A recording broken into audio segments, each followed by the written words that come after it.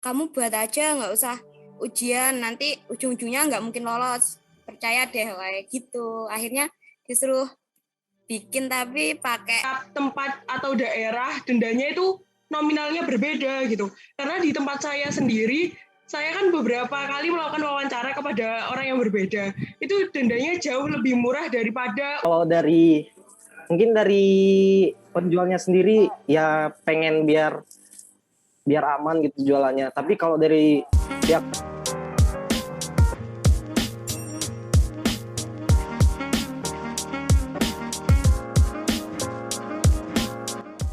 sekarang waktunya teman-teman untuk berdialog, memperdalam konten, maksudnya memperdalam materi. Silahkan. Boleh bertanya, boleh mengkritik, boleh mungkin membandingkan dengan produk karya-karya yang lain. Intinya kita memperdalam bagaimana keberadaan hukum dalam sebuah negara. Apakah dia membawa perubahan sosial, membawa sebuah keadilan, atau malah sebaliknya, dia dimainkan oleh rezim dan selanjutnya. Saya pengen bertanya, Pak. Jauza, silakan Jauza. Kalau bisa on cam ya, Jauza. Kameranya dinyalakan ya. Ini kuota saya mepet, Pak, kalau mau on cam. Oke, silakan kalau begitu Jauza. Jadi kan tadi saya udah lihat videonya Bapak, terus itu tadi juga ada beberapa teman-teman yang udah komen. Nah, perintahnya Bapak itu kan tadi kan komen sesuai keadaan yang ada di daerah kita masing-masing. Nah, kemudian saya baca dari komen-komennya teman-teman itu banyak yang memberikan contoh kasus pembuatan SIM gitu loh, Pak. Nah, pembuatan SIM itu masih banyak yang menggunakan praktek sogok menyogok gitu loh, Pak. Maksudnya harus pakai uang licin. Karena saya sendiri juga belum pernah tahu kalau misalkan ada orang yang buat SIM dan itu lolos tesnya tanpa bayar, itu saya belum pernah tahu. Nah, cuman karena belum pernah tahu, Jauza belum pernah tahu. Bilangnya itu kalau misalkan kita buat belum, Mbak, karena saya biasanya itu taunya memang biasanya kalau SIM itu kalau mau dapatnya gampang ya harus bayar gitu. Saya aja, iya terus dilanjut. Terus pertanyaan. Nah. Itu kan banyak kasusnya seperti itu. Nah, biasanya itu kan orang-orang juga kalau misalkan pengen dapatnya gampang ya memang harus bayar. Nah, di daerah itu relatif harganya macam-macam. Ada yang 500 atau enggak 1 juta kayak gitu. Nah, kalau misalkan pertanyaan saya tuh gimana kalau misalkan tesnya, peraturannya, penegakan hukumnya itu memang dibuat sulit kayak gitu supaya orang-orang tuh bayar gitu. Nah, jadi kan kalau misalkan tes biasa itu biasanya harus kayak beberapa kali tes baru dia dapat SIM bisa lolos kayak gitu. Nah, tapi kalau misalkan kita nggak dapat SIM juga salah, Pak. Karena kan kalau misalkan tilangan kita nggak punya SIM, kita disuruh bayar denda lagi, kita disuruh sidang lagi. Jadi menurut saya itu agak membingungkan sih. Kayak lingkarannya itu agak rumit. Di satu sisi kita butuh, tapi kita juga harus kayak risikonya itu tesnya susah, neko-neko, terus kalau misalkan mau dapat gampang harus bayar. Karena tes di luar negeri saya lihat nggak yang rumit di Indonesia gitu, Pak. Apakah kita harus tunduk sama peraturan yang gitu-gitu aja gitu loh, Pak, pertanyaan saya. Sebelum saya menjawab, Jauza selama ini pernah naik sepeda motor? Iya, saya naik sepeda motor. Oke. Selama naik sepeda motor pernah berurusan dengan polisi?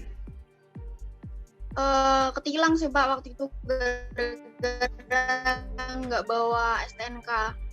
Oh, itu resmi atau non resmi? Resmi. Oh, resmi. Jadi resmi. Berapa kali selama hidup sampai umur berapa ini? Umurmu sudah 18 tahun ya ini ya? Oh iya, 19. Sekali doang sih, Pak. Saya nggak mau lagi sih. Sampai umur 19 tahun ini ketilang sekali atau berapa kali? Sekali doang. Sekali doang. Dan akhirnya kamu ikut sidang atau tidak ikut sidang langsung bayar gitu? Dendanya waktu itu 300. Saya mau bayar, cuman sama bapak saya nggak boleh. katanya biar bapak saya aja yang datang sidang, jadi bukan saya yang sidang. Oke. Oke, Zauzia, terima kasih pertanyaannya. Ini adalah pertanyaan yang mungkin bagi teman-teman, waduh ini kok aturan itu dibuat untuk mempersulit seseorang. Jadi aturan itu dibuat untuk bagaimana, bukan untuk keadilan, untuk bukan mensejahterakan. Itu masalah kalau memang itu terjadi. Tetapi bahwa terkait dengan hadirnya SIM, surat izin mengemudi, itu kan memang standarnya adalah bagi orang yang mempunyai kelayakan untuk mengemudi, taruhlah sepeda motor ataupun mobil. Kalau misalkan seseorang tidak pernah belajar sepeda motor, tahu-tahu mendapatkan SIM, itu trouble, itu sebuah masalah besar.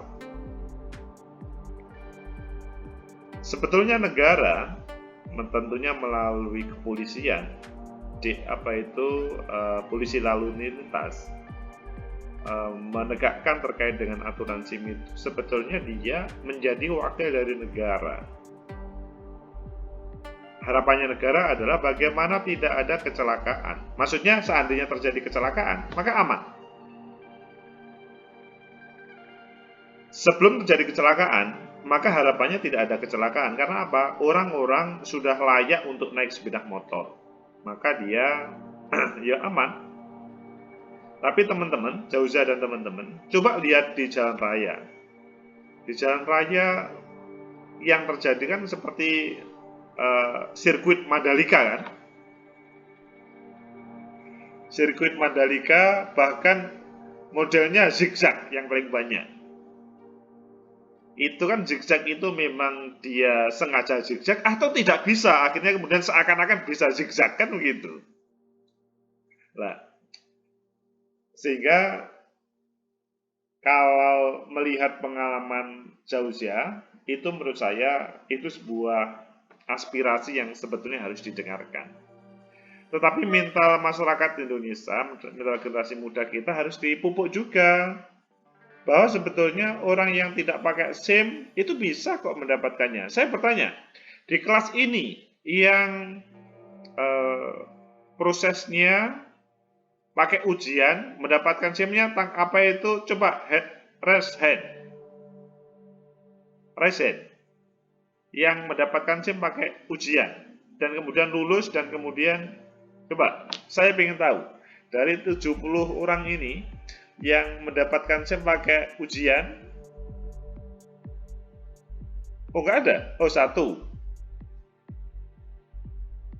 hanya Zafran saja. Oh ada Inanda 3, 2, ada Ardi 3. Oh hanya tiga mahasiswa, subhanallah. Yang lainnya sudah punya SIM atau belum punya? Sudah Bapak. Oh, sudah. Sudah Pak. Sudah. Caranya mendapatkan gimana? Pakai calo Bapak. Ya, Bapak. Saya ingin tahu. Nur Masri, kamu mengapa kok pakai calo? Pertama kan tantenya kan buat SIM. Kayak gagal terus gitu loh Pak. Bolak-balik gagal. Akhirnya pas saya usia 17 tahun, kan saya pengen punya SIM, kan sekolahnya kan di kota. Tantenya gini aja, kayak kamu buat aja, nggak usah ujian, nanti ujung-ujungnya nggak mungkin lolos. Percaya deh kayak gitu. Akhirnya disuruh bikin tapi pakai itu Pak. Pakai jasa itu. Sampai berapa? 700.000 atau 500.000? Kalau dulu masih berapa ya? 650. 650. Lumayan juga ya. Oke, Nur Masri, terima kasih atas informasinya. Kemungkinan teman-teman lainnya juga kemungkinan seperti itu, tetapi mungkin juga tidak.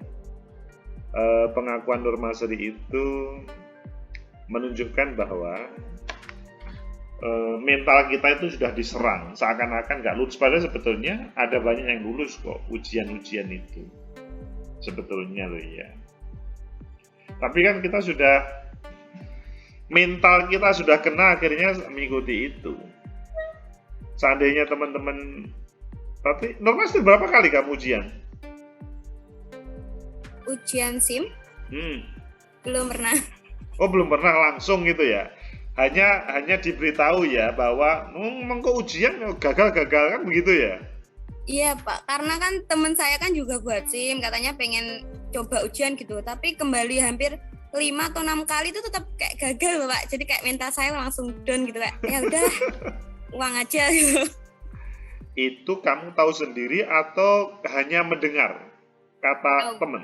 Tahu. tahu sendiri. 6 Temennya kali, 6 kali, 6 ya kali ujian. 5 sampai 6 kali kembali. Itu tapi rumahnya temen deket sama Polresnya. Kalau saya kan sama Polres kan sekitar 20 kilo ada kayaknya Pak. Kayak jauh gitu Pak. Jadi kayak daripada nanti buang-buang biaya buat bolak-balik, ya udah pakai uang aja gitu katanya tantenya gitu.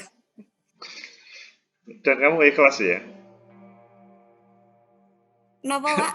Ikhlas apa enggak memberikan uang segitu banyak itu? Ikhlas karena sebelumnya pasti kena tilang gitu Pak. Makanya uangnya tilang itu buat beli itu kan udah dapat gitu. Selama ini kamu berapa kali kena tilang? Kena tilang hampir udah 4 kali apa berapa gitu Pak. Okay. Kalau yang terbanyak itu habis 400 kena tilangnya, jadi kayak kurang sedikit aja udah dapat SIM gitu. Loh, 400 bayar di tempat? Enggak, pakai bank, pakai apa? Oh, resmi ya? Resmi? Ya, pakai resmi. Tapi pelanggarannya banyak gitu Pak. Jadi kayak ya lebih banyak uangnya gitu. Oke. Nur Masri, terima kasih atas informasinya. Jadi itu sebenarnya dasar kalau mungkin akan kita kupas banyak teman-teman mungkin ya. Hanya sebetulnya keberadaan aturan itu bukan digunakan untuk membatasi seseorang, tapi aturan SIM itu hadir supaya teman-teman siap seperti tidak terjadi sirkuit Mandalika di tempat semua jalan raya. Kalau saya pagi hari gitu ya, jogging begitu, ya teman-teman kalau jogging atau lihat kalau pelajar SMA sih masih oke ya, yang SMP SD itu loh, itu kan ya memang mereka belum waktunya untuk naik sepeda motor, sehingga naiknya seenaknya sendiri. Kalau yang SMA itu biasanya atau belum tentu dia itu niat untuk balapan, tapi karena waktunya mepet, maka akhirnya seperti sirkuit Mandalika itu jalannya. Akhirnya terkadang terjadi kecelakaan. Nah, itulah aturan dihadirkan negara supaya sebetulnya aman dari kecelakaan sebetulnya. Tapi kalau apa yang disampaikan Nur Masri atau Zauzia tadi ya, bahwa ujian itu gagal-gagal, lah itu yang harus dicari solusinya terkait dengan hal itu. Seandainya misalkan nanti kita pengen tahu ya, seandainya Ardi Nasrullah jadi Kapolri begitu ya, Ardi Nasrullah kita anggap nanti jadi Kapolri, apa solusinya Ardi Nasrullah sebagai Kapolri ketika mendengarkan kalimat dari teman-teman ini nanti? Apakah membebaskan ujian SIM atau kemudian tetap seperti ini atau membuat aturan yang baru? Mungkin itu Pak, kan yang SIM itu keluarnya itu di tes yang nyetir itu Pak. Itu mungkin agak dipermudah aja Pak itu Pak. Oke. Oh, bagus ya, seneng ya. Kita punya Kapolri yang memudahkan Pak. Iya Pak, soalnya kan kalau dipikir-pikir itu kayak zigzag itu buat apa tau? Masa naik motor kok ngepot-ngepot gitu Pak. Oke. Oke, terima kasih Pak Kapolri. Iya, ya kita nggak tahu ya. Ya, amin Pak. Amin. Kita nggak tahu yang terjadi. Kadang-kadang orang sesudah nanti lulus sosiologi, tahu-tahu kemudian ikut capa atau apa itu, kemudian langsung jadi jenderal, langsung jadi, sangat mungkin terjadi. Kita nggak ngerti yang terjadi dengan nasib kita. Jadi dalam bahasanya Mas Ardi ya dipermudah saja, bukan dipersulit. Bukan seperti jargon-jargon sekarang. Kalau bisa dipersulit, mengapa dipermudah kan begitu sekarang itu. Itu kacau itu nanti. Gitu Jauzia ya. Sudah bisa dipahami? Oke, kelihatannya Jauzia sudah hilang terkait dengan kuotanya tadi. Sekarang teman-teman silakan kalau ada yang mau tanya.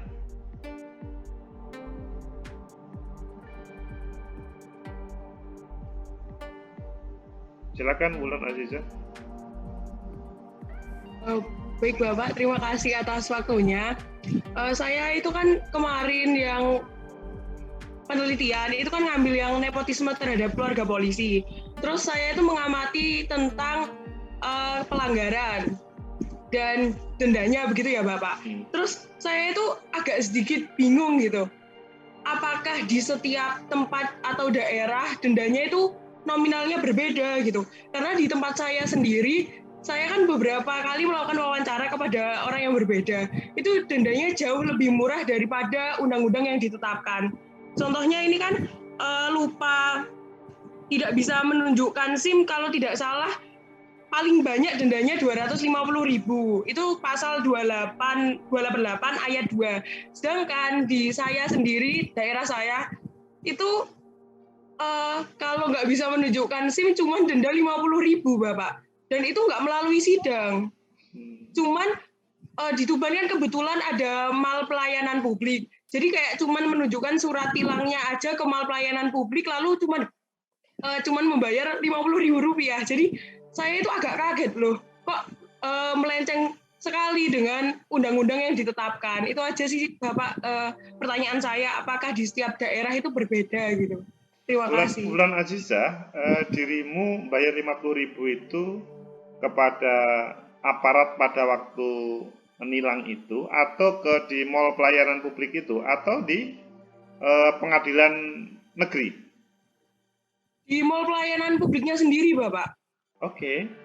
Jadi kan mungkin saya kasih responden yang lain. Jadi saya wawancara itu 2 orang, Bapak. Yeah. Yang satu itu ketilang lupa nggak bawa SIM, ngambil di mal pelayanan publik, bayar 50.000. Yang satu itu lupa nggak bawa SIM juga, bayarnya di kantor pos. Itu bayarnya sama 50.000 juga. Jadi kan saya bingung ya Bapak, sangat jauh sekali dari undang-undang begitu. Terus saya kan mencoba mencari beberapa referensi juga. Di media Tuban itu pernah memuat kalau emang dari Polres Tuban sendiri itu memudahkan masyarakat untuk membayar denda tilang. Salah satunya itu dengan di kantor pos itu tadi dan pelayanan publik. Jadi saya juga bingung loh, kok nggak ada pengadilan sekarang seperti itu, Bapak. Baik, terima kasih Wulan Aziza. Ya, itu perlu dicari informasi ya. Seharusnya kalau seseorang kena tilang, maka diberi surat tilang dan selanjutnya berproses sidang di pengadilan seharusnya. Adapun pembayarannya melalui mall pelayanan publik atau kantor pos ataupun tempat lain itu boleh. Tetapi bahwa seharusnya itu prosesnya harus menggunakan proses persidangan. Atau mungkin ada regulasi yang baru dibuatkan di sana bahwa untuk memudahkan, tapi semuanya kan perlu bukti ya. Wulan Azizah dikatakan melanggar, kan yang memutuskan melanggar kan yang bisa memutuskan itu kan bukan polisi kan, yang bisa memutuskan kan hakim. Polisi sifatnya melaporkan kepada hakim. Kecuali mungkin sudah ada keputusan yang kita tidak tahu yang terjadi. Misalkan hari ini ada 100 orang yang kena tilang. Langsung kemudian kepolisian menyampaikan kepada pengadilan negeri Tuban. Kemudian diproses dalam satu rapat 100 orang bersama diketok palu, dok, bersalah. Dan kemudian ada penagihannya kemudian melalui pelayanan mall pelayanan publik ataupun posgiro ataupun lainnya. Itu mungkin bisa terjadi. Jadi itu adalah regulasi yang dalam bahasa Kapolres tadi loh, memudahkan untuk orang-orang yang melanggar. Jadi nanti Wulan Azizah kalau menjadi Kapolres bisa berkreasi seperti itu, tapi dalam hal prosesnya seharusnya ketika kena tilang maka yang memutuskan bersalah atau tidak itu ya hakim. Itu Wulan Azizah ya. Baik Bapak, terima kasih. Baik, terima kasih. Mungkin nanti dicari informasi yang sebenarnya di Tuban ya. Oke. Silakan teman-teman lain kalau misalkan ada pertanyaan. Ini bagi teman-teman yang meneliti terkait dengan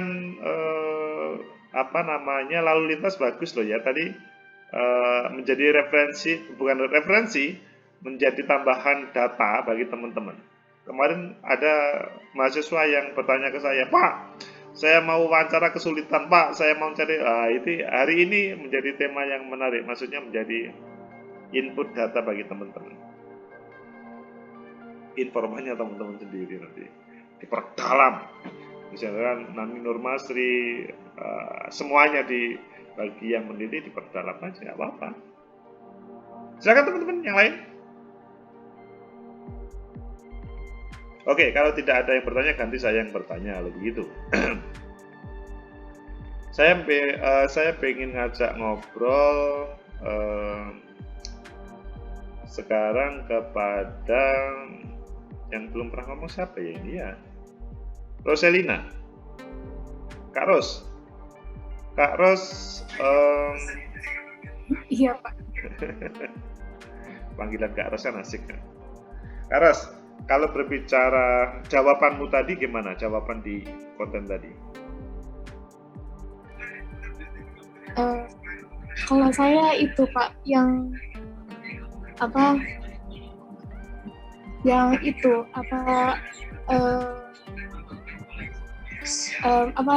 siswa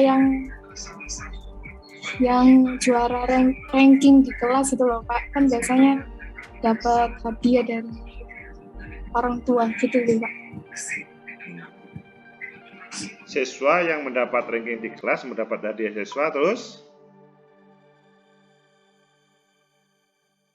apa hubungannya dengan konten tadi? Yang konten itu kan Pak, yang recording stopped. Kan di konten tadi kan bercerita hukum negara dan perubahan sosial. Yang konten hari ini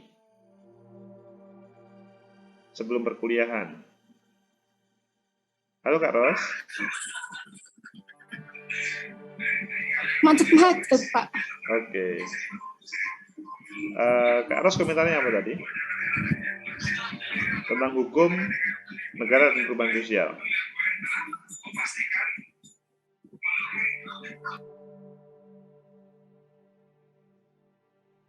Oh, Kak Ros berhenti ya? Oke.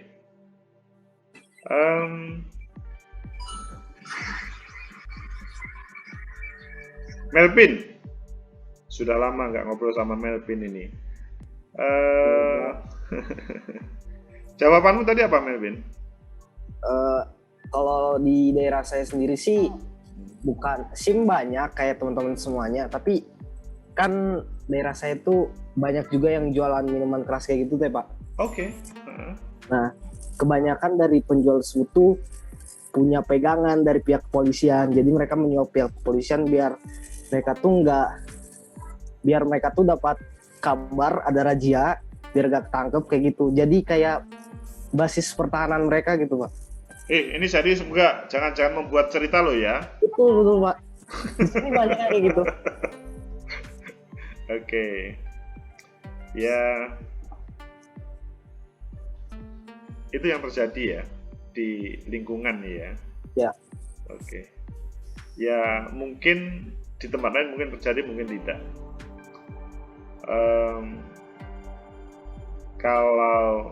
Sebetulnya kalau menurut Melvin gimana sih seperti itu, fenomena seperti itu? Mengapa sih kok bisa terjadi begitu? Ya, kalau dari mungkin dari penjualnya sendiri ya pengen biar aman gitu jualannya. Tapi kalau dari pihak polisiannya sendiri biasanya kan mereka tuh beranggapan kalau gaji dari mereka tuh masih kurang tuh Pak. Jadi mereka nyari dari tambahan dari yang kayak gitu. Gitu sih Pak. Kalau dari saya sendiri ya Pak. Oke, inilah lagi obrolan yang hot ini. Oke Melvin, makasih Melvin. Semoga ini bukan hoax ya. Semoga bukan hoax ya ini ya. Teman-teman semuanya, kita berbicara tentang hukum dan perubahan sosial.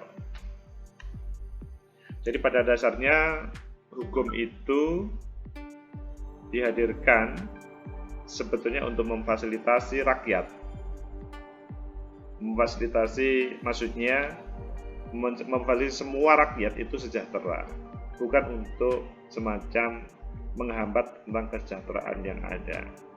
Hukum bukan untuk misalkan digunakan untuk seperti menghukum sebenarnya, tetapi dia sebagai ketika ada orang yang melanggar.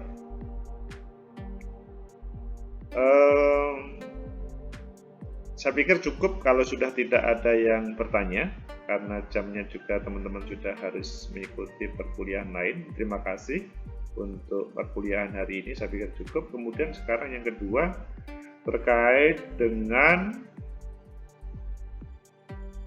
paper. Paper sudah selesai semuanya kan tentang pembahasan ya. Sekarang teman-teman silakan membuat kesimpulan. Kesimpulan itu cukup satu alinea saja, cukup satu paragraf saja. Kesimpulan itu tidak mengulangi dari yang sudah ditulis. Kesimpulan itu adalah ya kesimpulan.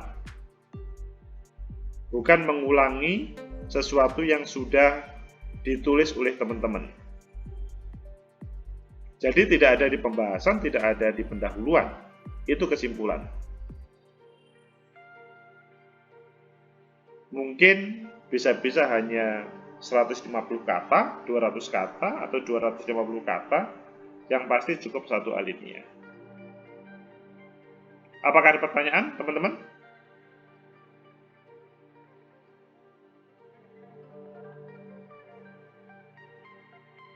Oke, kalau sudah tidak ada, maka saya anggap paham.